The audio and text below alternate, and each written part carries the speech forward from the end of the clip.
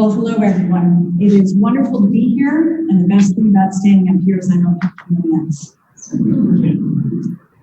It's always a delight to come to UD, and partly because, not just because I've got kids who are students, and we've sent a number of students here, but because in my contacts with UD students over the years, I know that UD prepares people to think deeply about things in a way that our culture sorely needs. And so I'm glad you're here, and I hope you will find some things to take away that will, at least whether you agree or not, at least will provoke you to think a little bit more deeply about some very important issues here. So the first point I want to make, if I can get this is always the challenge here. Oh, yes. All right. The big message here is ideas have consequences. Okay, that's what I want you to be thinking about as I go through this. Ideas have consequences. It's a phrase I remember learning from my dad, who was a law professor years ago. And it's something that I've been thinking about repeatedly over this past year as we've seen so much unrest, and yet you can trace what's happening in the culture back to core ideas, whether it's ideas about the person, about economics, about justice. All of these things prove the point. Ideas have consequences. So the Bostock versus Clayton County decision is really a case that they were all considered together, and the court issued one opinion. So let me give you a little bit of legal context in terms of just the facts of that, and then give you a broader picture. So what this case involved was the claim that under Title VII of the Civil Rights Act of 1964, which prohibited discrimination on the basis of sex, among other things, that clause and the meaning of sex prohibited employers from discriminating on the basis of sexual orientation or gender identity, transgender status. So it's a workplace discrimination claim under this particular statute. So again, 3 cases, 2 of them involved sexual orientation, and there was no dispute really in all of these cases. The employee had made known either their sexual orientation, or in the Harris case, the fact that this person was identifying as transgender, and then all 3 lost their jobs. So one thing I want you to keep in mind as we go through this and discuss some of the broader context is that not every law is supposed to take care of every injustice or every particular situation. So it's one reason why when courts look at laws, they look to see exactly what's covered. And that was very much an issue here, where the discussion revolved around the question of what does sex mean? What is sex discrimination?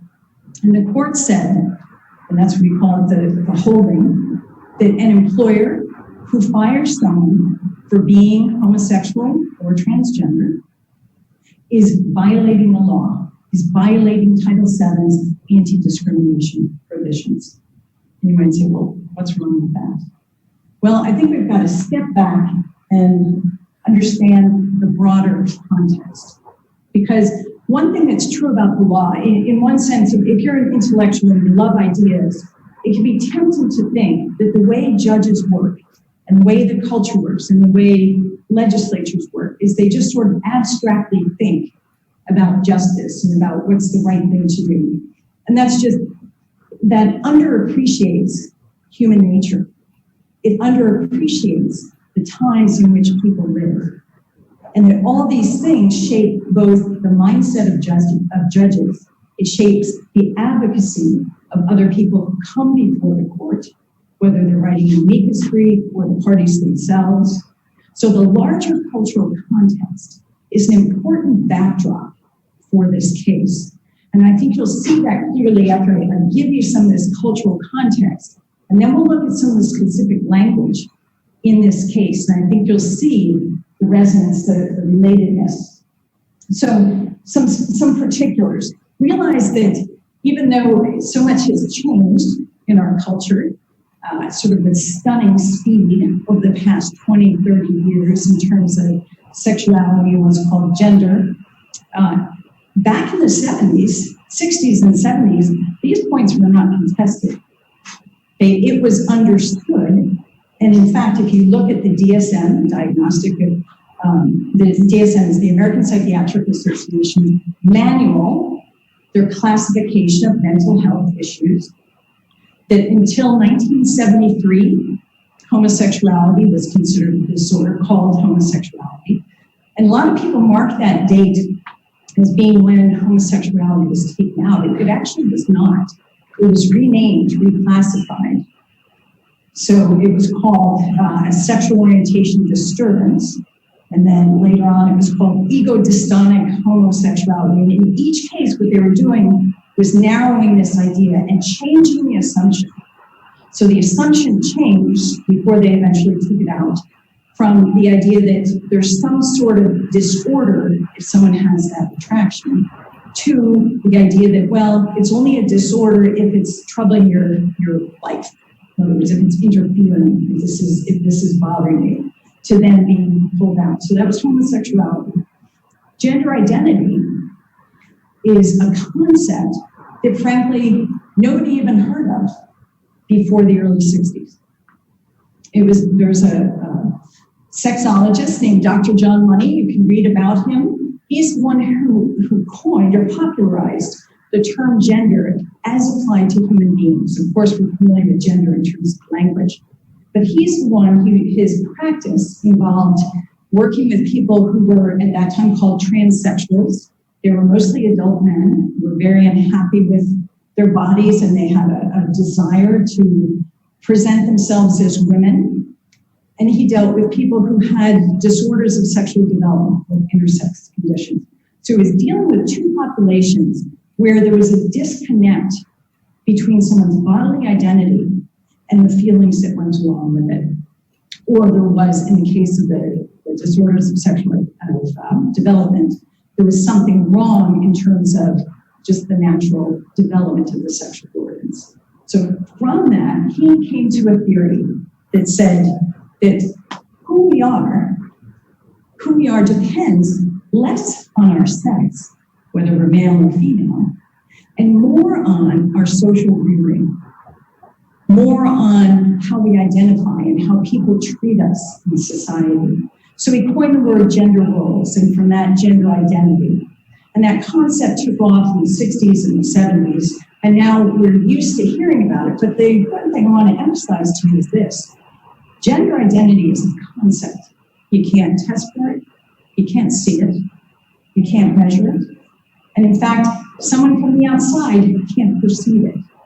It's completely subjective, self-determined. It's based on a feeling. It's fluid. It can change. That's the concept of gender identity.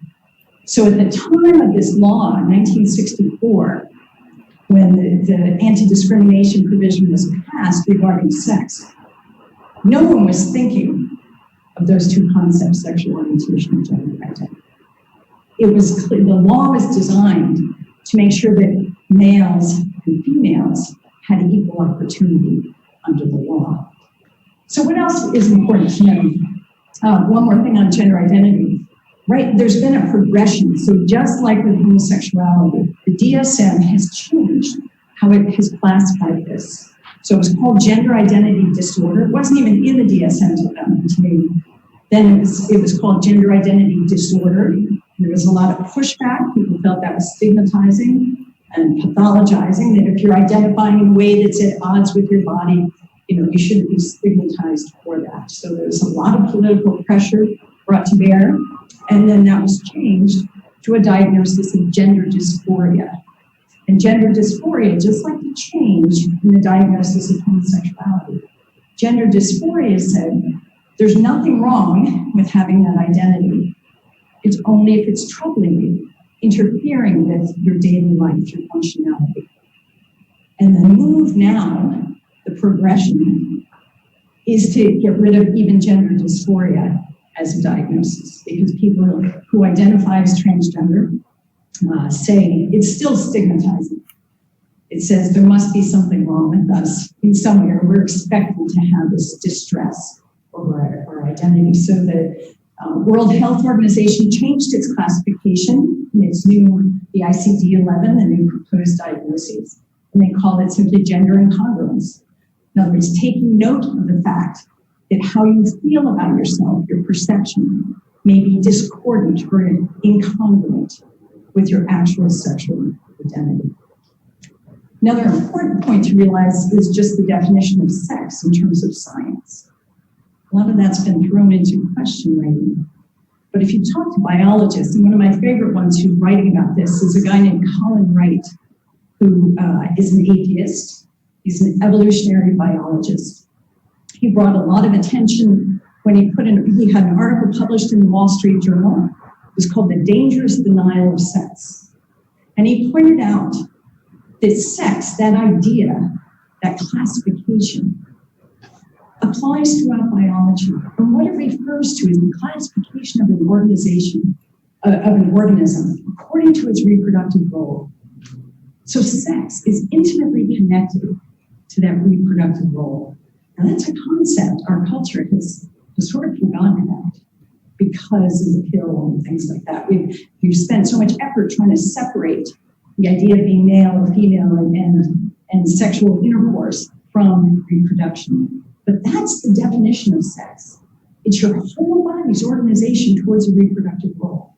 It's not a question of whether your ovaries work or you've got the right genitals or something happened to them or your feelings. It's your whole body's organization towards that reproductive role. Okay, that's what biology says. All right? So the thing to realize in terms of the culture is this. Since the 70s, 80s, 90s, there has been a push, and then it accelerated after the Supreme Court's decision in 2015, the Obergefell decision. It accelerated to try to change the law to recognize gender identity as a protected characteristic. So again, gender identity, feeling, self-perception. Can't perceive it from the outside, can't test it, can't measure it, can't touch it, but yet to make that a protected category. So in the general public, we've seen a shift in terms of people's acceptance, in terms of people, and I think this just reflects the fact that most people want to be nice. Most people want to do what they think is fair. So when you ask people, well, should there be protections for people based on sexual orientation or gender identity, people will say, well, of course, no one should be fired. But we have to think more deeply about it and think in particular about particular laws. It's not an abstract sort of global question as the surveys would make you think. I'll point out that Catholics are as confused as everyone else about the nature of sex. So Pew in 2017 surveyed people and then broke it down by religion. And just under half of Catholics, people who claim a Catholic identity, they didn't distinguish between whether someone's practicing Catholic or not, but just under half said that your sex, whether you're a male or female, is not determined at birth. It could change. That's not biology. Okay, that's the narrative that's out there. The Catholics have embraced that as much as anyone else. One reason why this has come through the culture, and I'll give you some specifics in a little bit, is that on the international level, back in 2007, there was a document, and if you're interested in these topics of human rights, I'd encourage you to read it, called the Yogyakarta Principles. And then 10 years later, there was an update published called Yogyakarta Plus 10. And what it was it set out a vision for a new understanding of the person and human rights based on this new understanding. And it's sort of a blueprint that's certainly being followed internationally, but you can see the very same things happening are now being incorporated into our law. So what do we need to understand? Part of this context is understanding just the basic question, who are we? For millennia, people understood that we were created, and certainly within a religious or faith-based context, we understood that. But even in the sort of broad philosophical sense, people understood that there were some things about you that were givens, that you were male or female, and that was not in dispute. But from a Catholic perspective, we understood we're created, We have a creator. We're in relationship with God. We're created male and female. And that our bodies reveal the truth about who we are. They reveal we're made males and females one for another. And that from men and women coming together, we create a family. These were things that until 30, 40 years ago, the culture was built upon. Those assumptions, those premises, those beliefs. Partly because science supports that. Again, from Catholicism, faith, and reason go together. And science shows us clearly that sex is determined at conception. It cannot change. It's immutable. It doesn't matter what you do in terms of adding hormones or having surgery. Your sex does not change. So much so that in 2016, the NIH released a protocol for all its clinical trials that said every researcher now has to commit to identifying the sex, the biological sex of their subjects in clinical trials. Why? Because one of the advances in medicine is to realize that our bodies are different, males and females, and that medicine diagnoses differ depending on whether you're male or female. So it used to be that all the patients in clinical trials, when they tested medicines, were all men. And then they realized that when you give those same medicines to women, it doesn't work exactly the same because our bodies are different. So on the one hand, you have science recognizing this principle, learning more and more about the fact that, yes, you're largely the same, but in terms of the genes that are different, it matters. It's not just reproduction, it's through our whole body. So if anyone's interested, I have some studies I can give you. This is not a contested question except in terms of political narrative. Okay, sex is real, or male or female. Where people get confused is with the idea of stereotypes. One of the problems with gender ideology, and we can see it in the Harris case, is that it's built on sort of validating stereotypes. That if you're a woman, you must wear these clothes, you must like these sorts of things, you must have this kind of name, all these stereotypes. So that when the plaintiff in the Harris case, which was the transgender case of the three, decided to present himself as a woman, what did he do? He dressed like women stereotypically dress. He grew his hair long. He presented himself in a way that matched those stereotypes. But here's the thing to realize, is that stereotypes don't make the person. And that when you plot typical personality traits, we do see that there's a clustering of most women being more like this in these bell-shaped areas. But it extends to the margin. There are men who exhibit traits or have interests that are much more typical, perhaps, of the average woman, and vice versa. It does not change the person's sex. And again, as a culture, we've kind of forgotten that. And instead, especially, I do a lot of work with families who are dealing with the whole transgender issue. And one of the things that's particularly troubling is that they'll have a young child, let's say a boy, who likes sparkly things, and someone will say to them, well, maybe he's a girl. And they start to question that child's identity because of how well the child matches up with these stereotypes. So again, this is part of the broad backdrop of this case, because the core question is, who am I? It's a question every person has to answer.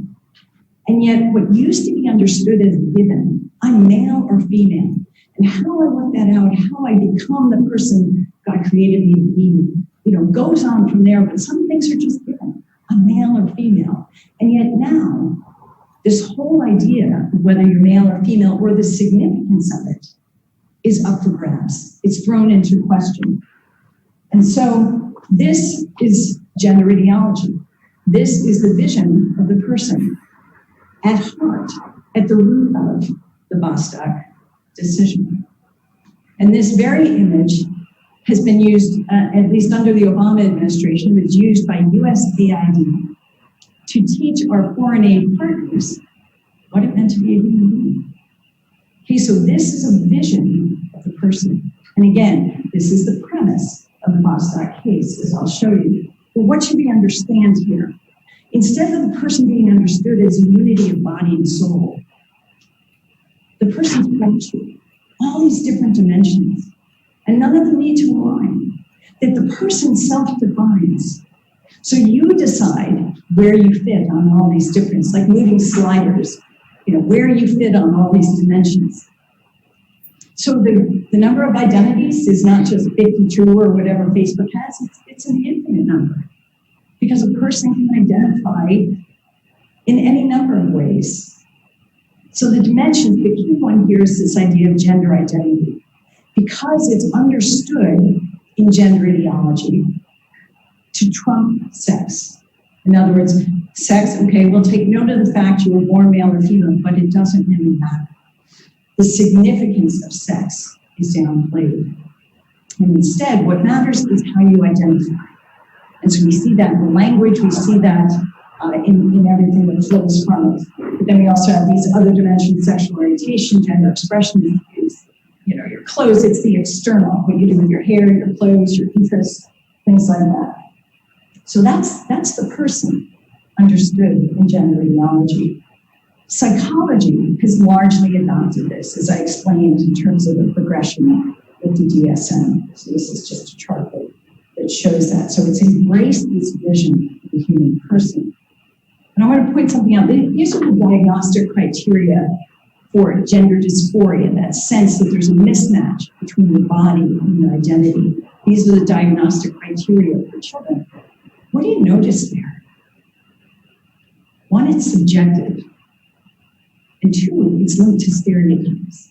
So if you prefer the clothes of the opposite sex, if you prefer the company of the opposite sex, if you prefer and wish you had the body of the opposite sex, it's desire, it's completely subjective. And this is the basis of this diagnosis.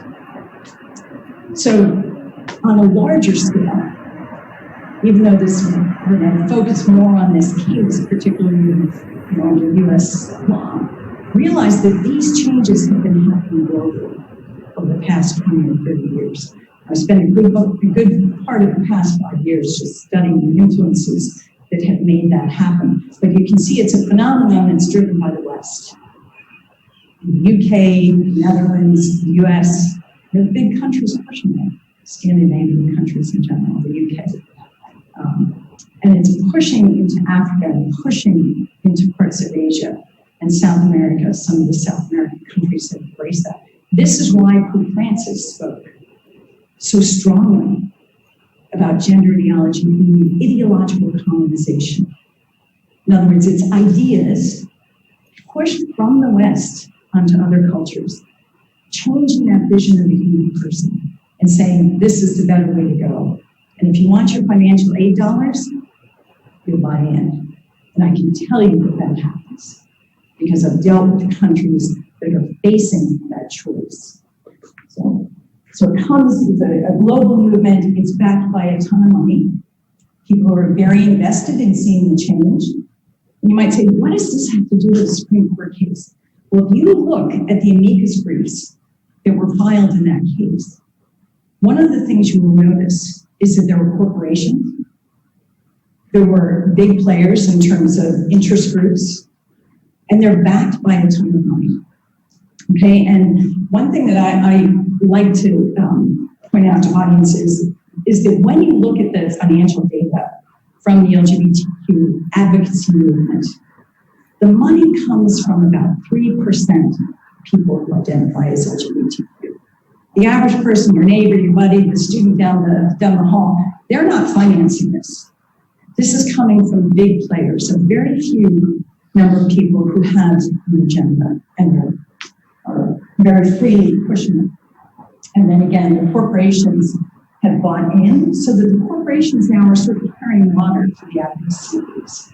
As I said, writing amicus briefs, threatening boycotts if the laws do not align with a certain ideological point. So these big corporations have put their thumb on the scale. So again, all of this affects, this is the backdrop for a case like Bostock. So gender ideology, just to sum up, it's a vision of the human person that says we're not created, we're self-defining, that sex doesn't really matter. The significant factor in who we are is our perception. It's our feeling of identity. And that's fluid, it can change, it's self-defined. And that nobody else can judge. What everyone else is supposed to do is to validate it. And that was, again, one of the key contentions in this case. So what's the consequence of this? It changes our language. It changes how we express and try to describe reality. So again, remember I explained sex is your whole body organization towards a reproductive world. It cannot change. And yet these are headlines that we're all kind of becoming accustomed to. Transgender men have children. Really? No. Women who identify as are having children. But the language is changing. And what that does is when you change the language, you change how people think. You change people's assumptions. You're sending a message, you're cultivating a mindset. The language is even corrupting science. So this is actually from a gender-inclusive puberty education the organization that promotes equity for transgender kids. And you can see they're aligned with a lot of the major players there. But notice the language. We don't speak about males and females. Why? Because sex is insignificant. Instead, we speak about bodies that have certain parts. So we're erasing that very real distinction in terms of sex and what it means, why it matters. But this is for children. I can tell you this is what is being pushed through various sex ed programs in the public schools. So, last point here, just in terms of cultural context, this was just a tweet I picked up a couple of days ago, which again, just saying, someone expressing this point of view, sex is just an arbitrary classification. Sometimes people say it's a colonialist idea. It was imported by Christian missionaries, who sort of imposed it on people as a way to control how people behaved. So, in that fog of claims like this, you got to sort of push it aside and say, wait a minute, science tells us something real that is just undeniable. We're created male and female. There is no third sex. You know why? Because reproduction takes two, male and female. That's it. So there is no third sex, there's no spectrum, there's just two. So now where do we go? So the Bostock decision, let me just highlight a little something before I get into the actual details of it. So interestingly, in this opinion, which claims to be written from a textualist perspective, which is sort of a conservative focus, a conservative approach towards interpreting the law that simply looks at the text and interprets it as it's meant to be interpreted. What do those words mean? What did they mean at the time that they were written? And so in spite of the claims here that it's merely textualist, and so there's all this justification, express terms, written words, ordinary meaning, all this kind of stuff. Justice Alito had sort of a very interesting, witty pushback. He said, they're flying the textualist flag, but it's like a pirate ship flying a false flag, because what they do is something far different. They legislate, they did not simply interpret the words as they truly were. So, Bostock, what did it say? Well, it started out by saying, we're going to assume the meaning of sex. That sex is a biological distinction between male and female. And some people looked at that part of the opinion and they said, well, so there's something good here. That in spite of saying you can't fire someone for being transgender or homosexual or whatever, they're reinforcing the idea that there's a binary. And I can test that point. They said that, but as you'll see, their language does not support the view that that's actually how they're using it. Okay. But anyway, so that was their assumed meaning. And in fact, when I first read that, what it reminded me of is Roe v. Wade. I don't know how many people have ever read Roe versus Wade. One of the things that Roe v. Wade did was it said, well, we're not going to decide if unborn life is a person. we're not going to decide if this child in the womb is really a human life deserving of protection. We're just going to kind of put that aside, and we'll go on and decide it on other grounds. So the same thing here, this most important thing, they said, well, the two sides disagree about sex and the meaning of sex and male, female, but we'll assume for argument's sake, it means biological distinction, and then they went on. But they basically disregarded the significance of that. But it's just an interesting parallel. So what they decided was, they said that if you fire someone because of their homosexuality or their gender identity, you're firing them because of sex, which the reasoning is very convoluted. It's hard to follow, but it doesn't hold water, basically.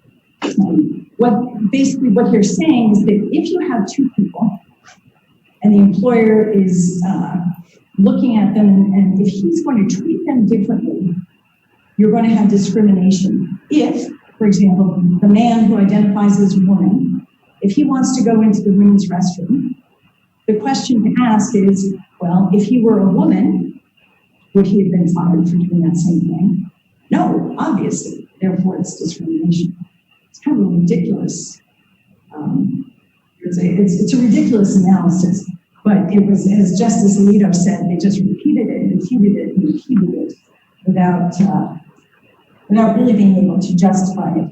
But importantly, they rejected legislative intent. They said it doesn't really matter what people meant by those words back then, because it was possible maybe someone was thinking about homosexuality and transgender. They said it doesn't matter that this might be an unintended application of an interpretation of sex. It doesn't matter that Congress had previously considered laws to add sexual orientation and gender identity to the Civil Rights Act, or to pass other laws that would provide those protections. If it were already protected under the 1964 Title VII, you wouldn't need additional laws. They said that doesn't matter either. And they also said intent, usually this kind of discrimination has to be intentional. And what they said was, it's necessarily intentional.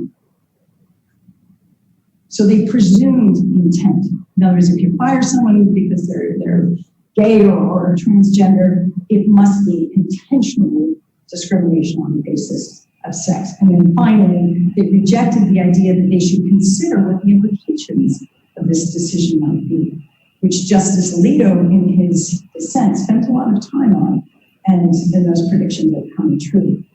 But so here's the reason why I went through the stuff about gender ideology in the first place. I want you to recognize some of the language that this court used. Because again, you change the language, you change how we think. You change the language, you're buying into certain assumptions. So this is what the court said. So even though they said, well, we'll assume that there are biological differences between males and females, they referred that second line there, when she, so the Harris, in the Harris case, he was male, okay? But throughout the opinion, the justice refers to him as she. So already buying into the idea that we're going to validate this identity. But notice that sense. She presented as a male, right? Granting that he was born male. Who talks like that? Does anyone, if someone says, you know, is your brother a boy or a girl, do you say, well, he presents as male? Or do you say he's a boy? We don't talk like that. That's the language of gender ideology. Why? Because it suggests, if you're saying he presents as male, you're suggesting it could change. You're suggesting it's all about, you know, what you're trying to project to the world at large. That there is no essence that you are male or female.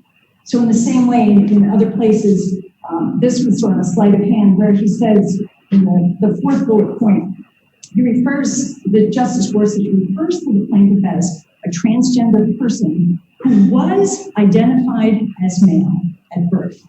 In other words, someone from the outside identified him as male, but then he identified as female later. So let's look at that. What happens when someone's born? They're not assigned a sex. That's the common phrase now, sex assigned at birth. As if it's a label that you sort of slap on the baby's butt when they're born. Right? Okay, this one looks male, this one looks female. That's how it's explained in children's books. They say, when you were born, the doctors took a look and decided you were a girl or a boy. But only you know for sure. That literally is how the children's books explaining gender ideology write the narrative. But it's no different from what's happening here. Justice Gorsuch is suggesting that when the plaintiff was born, somebody else sort of arbitrarily assigned him this label. And that as an autonomous actor, he's free to pull that label off and he can stick on any label he wants. And that that's what identity is about. It's the label you choose for yourself. It's how you feel about yourself, how you perceive yourself. So he was identified as male, now he identifies as female.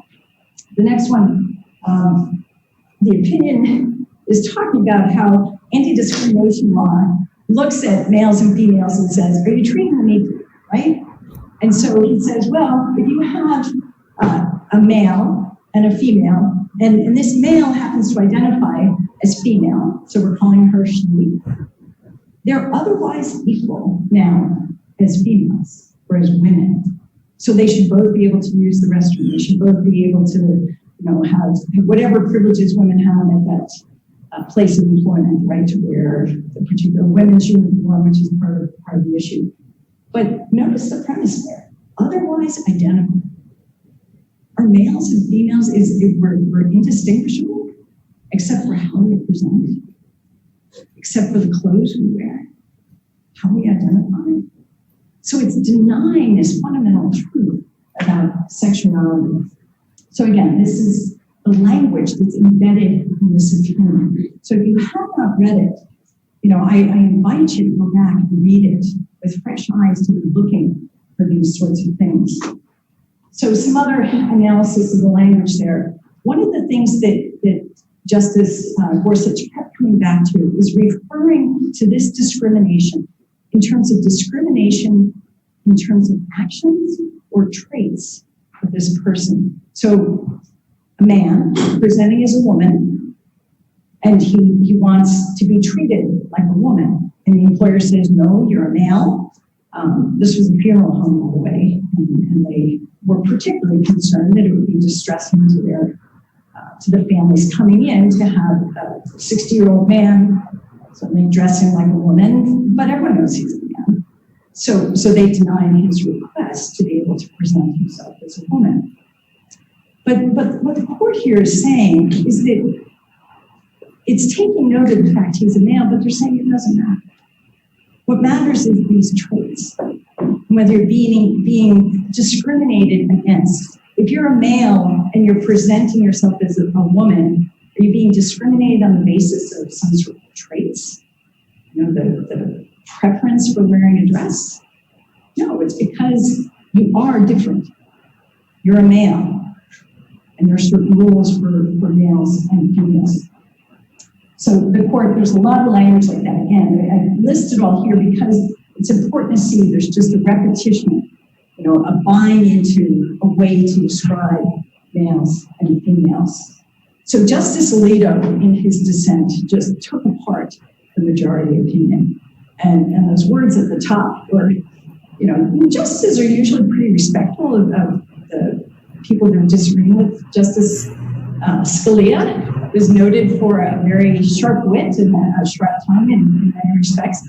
Justice Alito, not so much, but he pulled no punches in this decision. It was just so off base, to call it brazen, preposterous, whatever.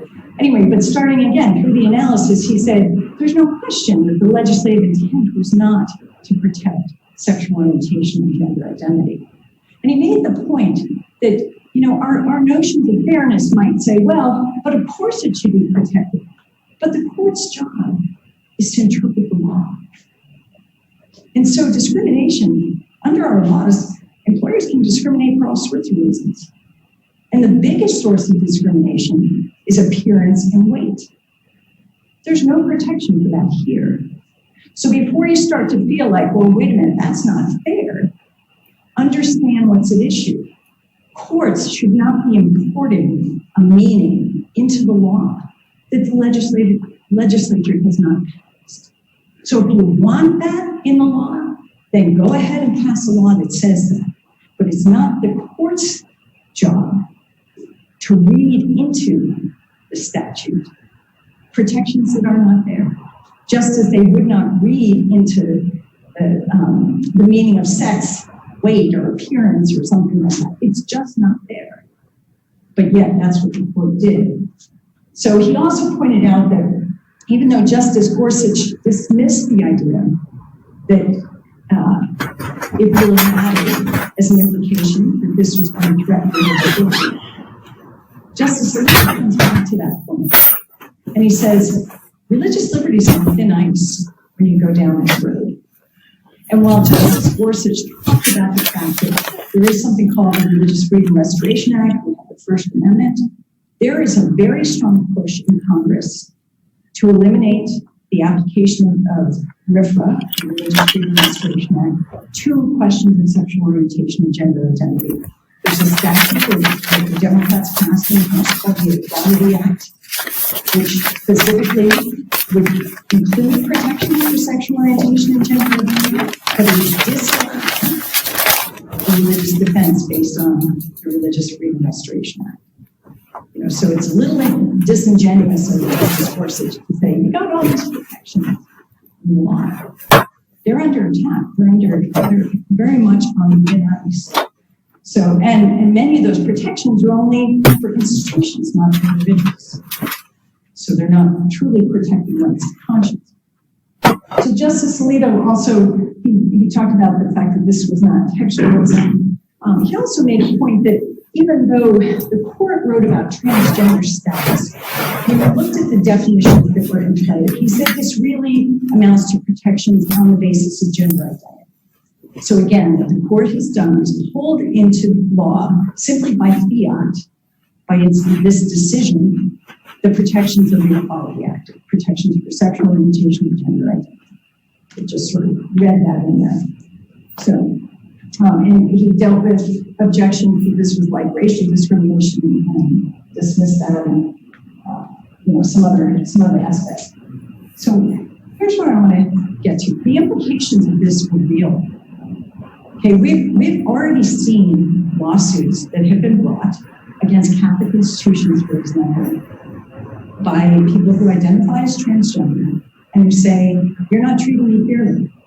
And so there are several cases that involve women who are identifying as men who want hysterectomies in a Catholic hospital because of Catholic ethical principles.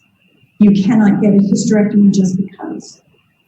It's to treat disease. If you need it to treat disease, fine. But the church run hospital is not going to be complicit with sterilizing someone. And that's what we're being detailed here. But the argument is, if you have a woman who is going in for a hysterectomy, you're not treating her the same as some other woman who's going in for a hysterectomy, with no regard for the reasons behind it, or the religious rights of the hospital to say, there are some things we don't do. But the claim is just, when you say no, you're discriminating against me. And that is going to be an increasingly contested area, partly because Catholic hospitals have been between a quarter and a third of all the hospital beds in the country because of mergers and things like that. So this is a very contested issue. So what else is happening? We have a lot of lawsuits pertaining to schools. So bathrooms, and this, again, is something Justice Alito brought up, who said, what you're doing is you're saying sex doesn't matter. The significance of sex has been erased. So what is there to justify separate male and female bathrooms? In fact, there was a court decision recently in the Gavin Grimm case, which I think will go on to the Supreme Court. It's already been up and back once, but that said exactly that and cited Bostock. Again, remember Bostock. This series of cases to do with Title IX, which is athletics and schools and education. It didn't have to do with other areas of the law, But the other side is running with it.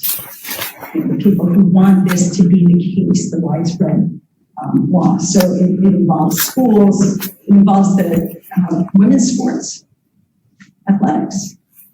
Which I find that when you talk to people, that's one thing that people can understand, that the differences between males and females matter.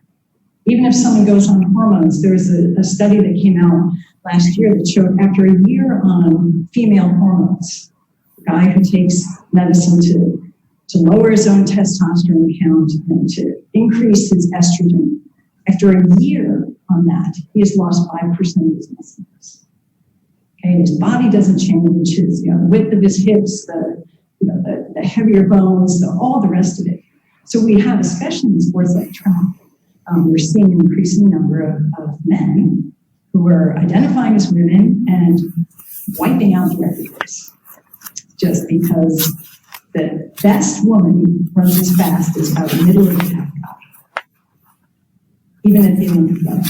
So, but there's no justification for keeping that, unless Justice Gorsuch does some sort of gymnastics here. But logically, under the case, there isn't.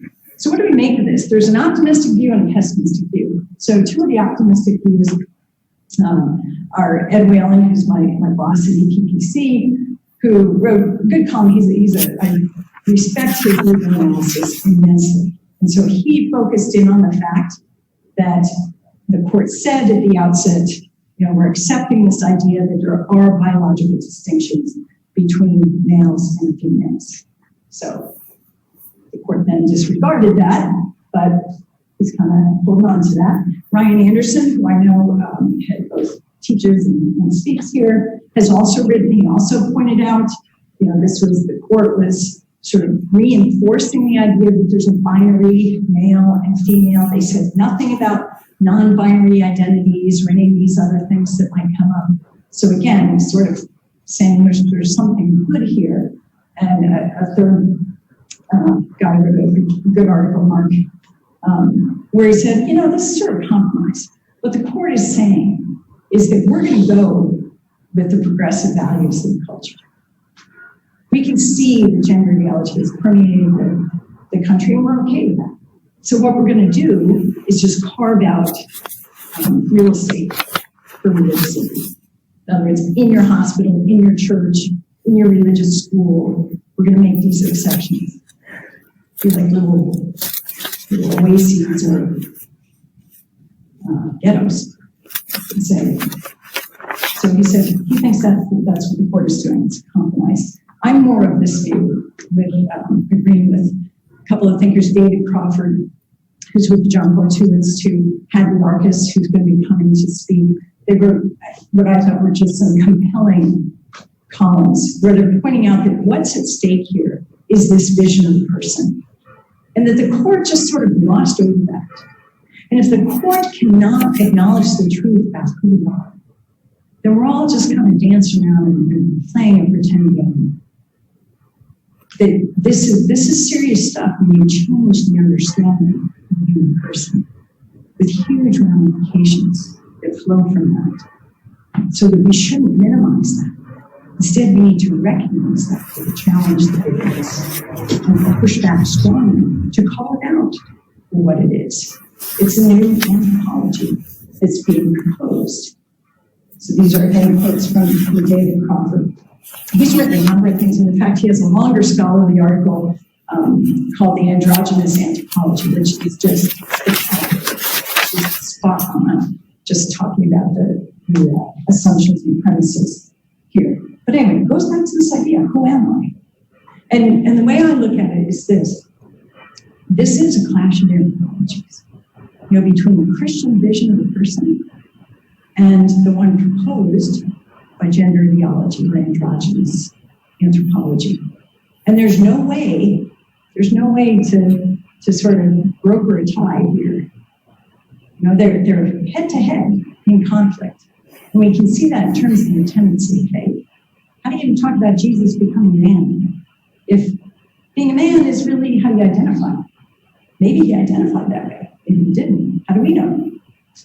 Everything just sort of comes apart there. So this matters. So the Bostock decision, in my view, is like the Roe v. Wade as it relates to the human person. It's tremendously significant. Maybe Professor Outlawed would disagree with me here, I don't know. But I think it's tremendously significant. And it's significant too to the extent that people are not seeing what's at stake. That they're not seeing that these are competing, conflicting, contradictory visions of the human person. And all that's going to flow from that. So, there's August Comte has been credited with the idea that he said it in more words than this, but if you're going to destroy something, you have to replace it. So if you're going to attack the idea of human nature, of who we are as a person, you got to substitute something else. And that's sort of what's happening here. People are being given a different vision of who we are. It's unsustainable in many respects, and it's certainly not going to lead to human flourishing. But that's what's on offer. So ideas have consequences. This is a big idea, who we are as a human person. It's not just the legal case. It's a clash of anthropologies. So thank you. If there are questions, I'm happy to.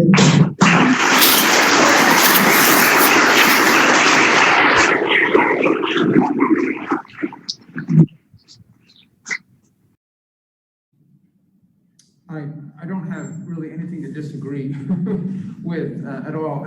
Perhaps simply to maybe emphasize certain things and maybe expand on certain concepts. And thank you very much, Chris, for the invitation, and thank you very much for the remarks.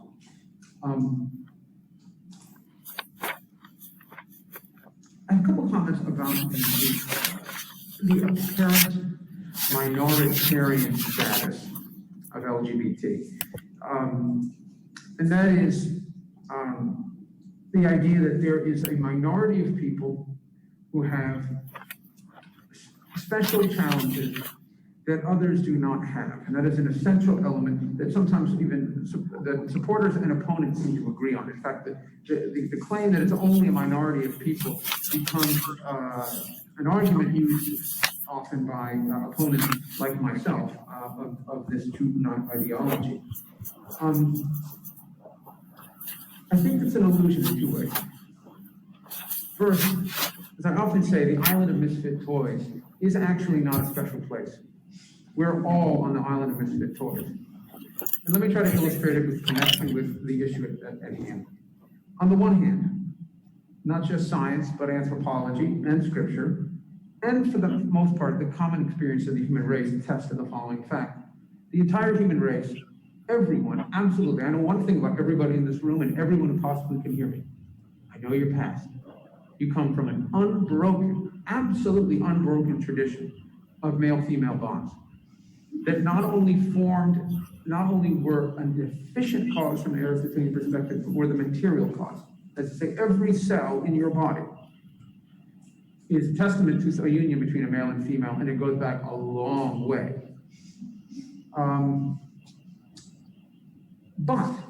And so that is the universal human tradition. Tradition is insufficient in many different and a diversity of ways. First, we can start at the chromosomal level. There are some persons who, although formed from a male-female union, if you look at their chromosomes, they don't actually look like they have the chromosomal form that would allow them to do the same. So right from the get-go, they are not, in some sense, they can be intersex, or there's an XXY, there's different things. I don't know how to describe it any more than that. But there's a chromosomal form issue, which often also plays itself out in infertility. Secondly would be whether they have a physiological form, including apparent and functioning organs of generation. Not everybody gets there. Our Lord tells us this. Some people are born eunuchs. Okay? It's part of somehow the human experience. But wait, there's more. Lots of people are neither able to, or lack the inclination to, or lack the appreciation of the idea of forming these bonds. Sometimes we call those people LGBT. Okay? But a lot of people are just, I don't really like it. Or I don't like them. Or I like the idea of sex, but I don't like the idea of babies. Or I like the idea of babies, but I don't like the idea of sex.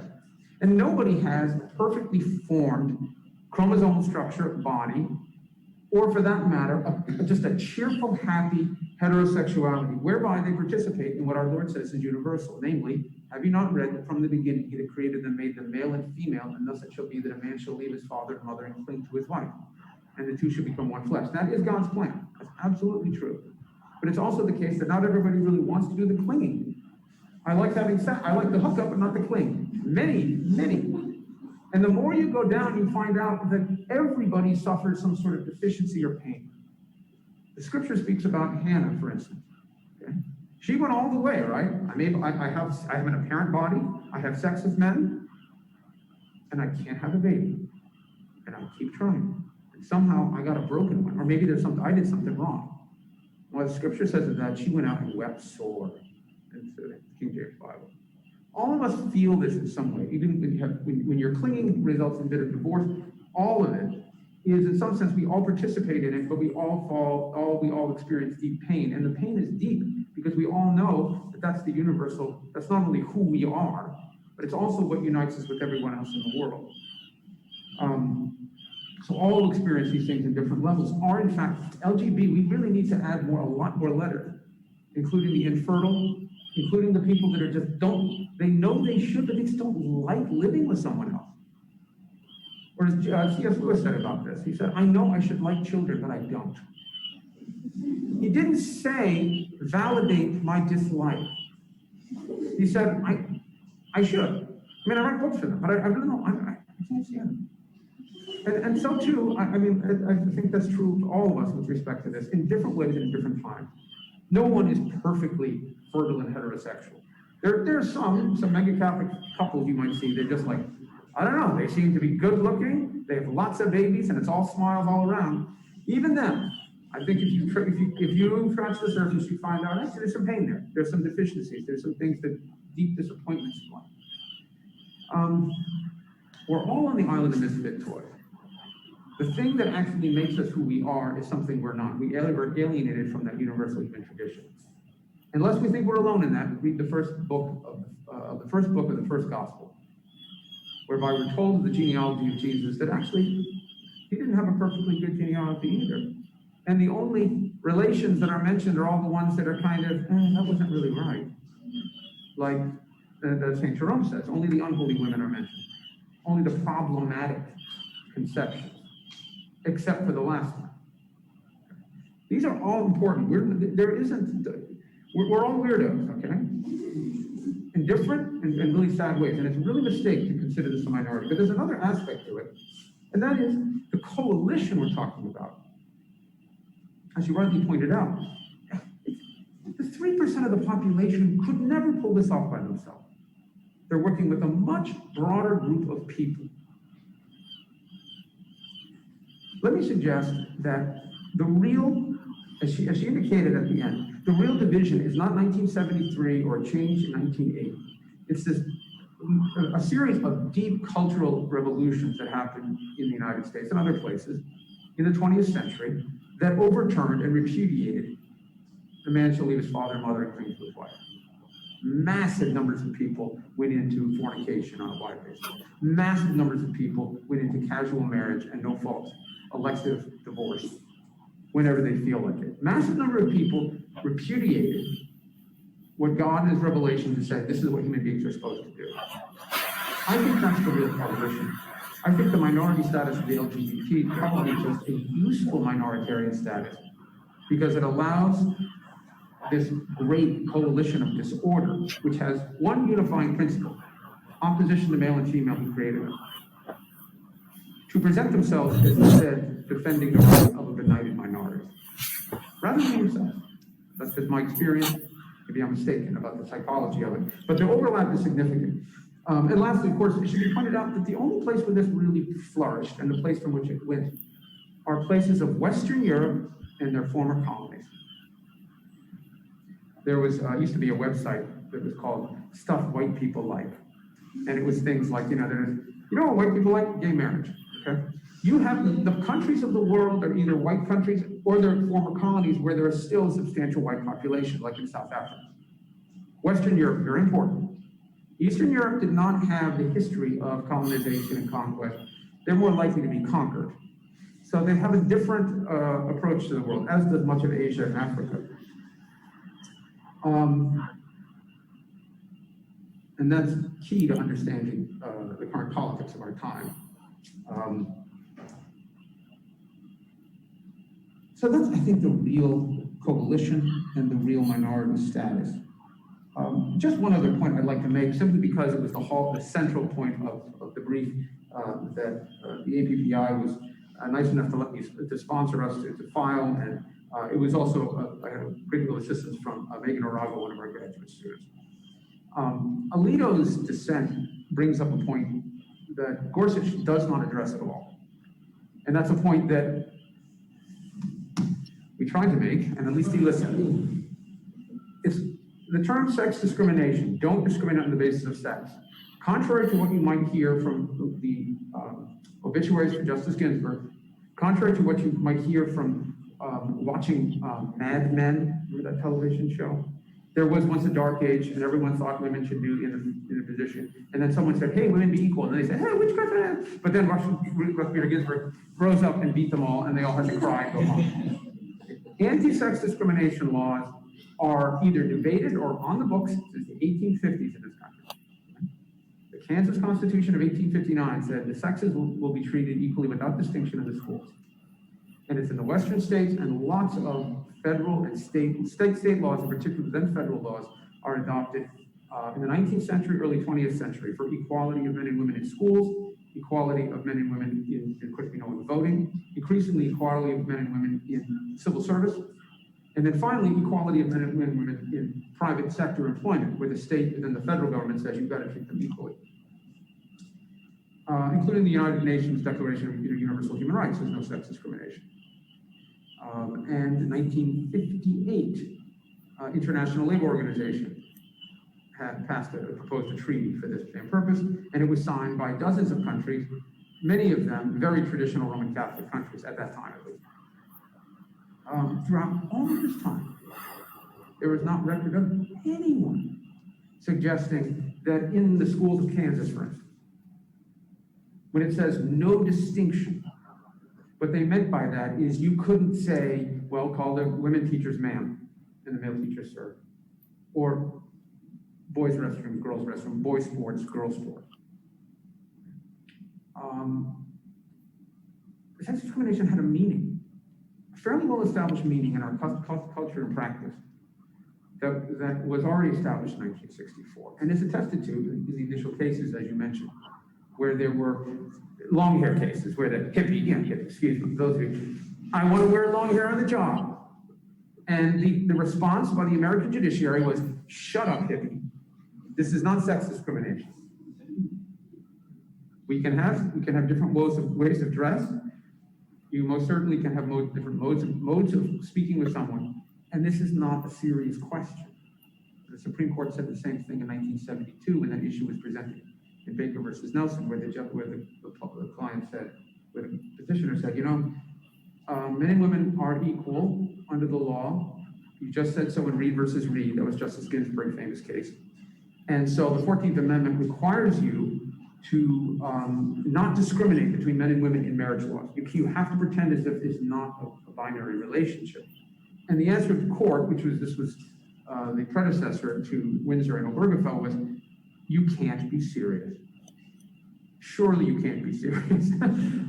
I am serious, don't be surely. In fact, the answer was lack of a substantial federal question. That's a decision by the court. We looked at what you had to say, get lost.